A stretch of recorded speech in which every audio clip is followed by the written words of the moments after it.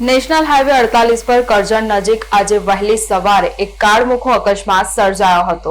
મહારાષ્ટ્રથી દૂધ ભરીને વડોદરા તરફ આવી રહેલો એક આઈસર ટેમ્પો દેથાણા ગામ પાસે કોઈ અજાણ્યા વાહન સામે ધડાકાભેર અથડાયો હતો।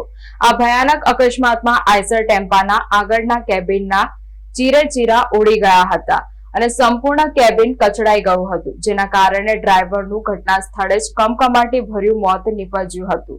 ટક્કર એટલી જોરદાર હતી કે અકસ્માત બાદ ડ્રાઈવર અને કંડક્ટર કેબિનના લોખંડના પતરા વચ્ચે ખરાબ રીતે ફસાઈ ગયા હતા। આ ઘટનાની જાણ થતાં જ કરજણ પોલીસ અને ફાયર બ્રિગેડની ટીમ તાબડતોબ ઘટના સ્થળે પહોંચી ગઈ હતી અને બચાવ કામગીરી હાથ ધરી હતી।